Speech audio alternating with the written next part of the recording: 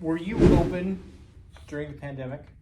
Yes. I mean, we're not a coffee shop where people can come in and, I mean, when people do walk in because they think we're a coffee shop, I make them a K-cup, and I'm like, that's the extent of my abilities. But we did, I think, better in 2020, but for a variety of reasons. We got a different capital infusion into the company, and so that allowed me to buy some different inventory and scale on Amazon a little bit more. Okay.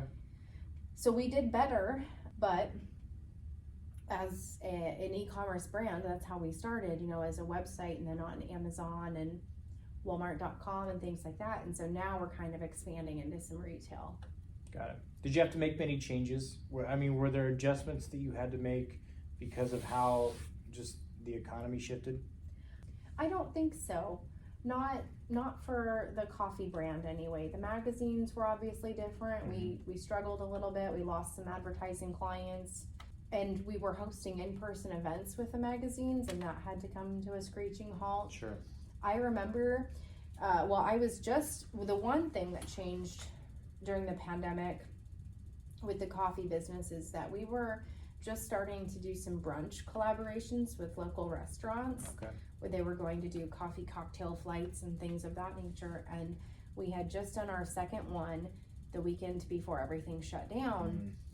And I remember, like, I don't get too wrapped up in the news because I'm just gonna like keep doing what I'm doing. Okay. And I remember there being some talk about this thing and people were getting a little nervous, and it was really present that day during the brunch because there were very few diners, and you know, it was very slow for them that day. And even they had said, this is not, you know, we think that this has something to do with this virus. And Yeah.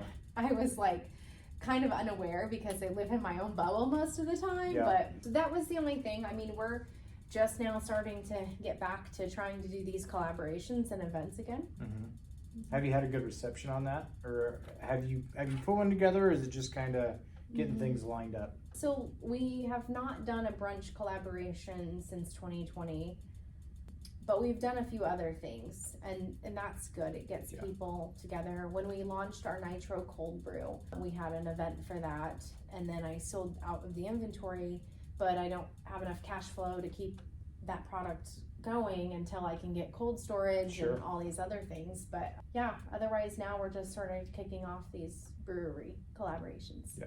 Have things picked up with the magazine, kind of back to maybe where they were? Yes. We hosted our anniversary event back in October for Edge magazine, and kind of getting back to seeing, you know, it really before the events were in collaboration with business partners or advertising partners. So it's really just seeing what they want to do and working with them to accomplish that. Very cool.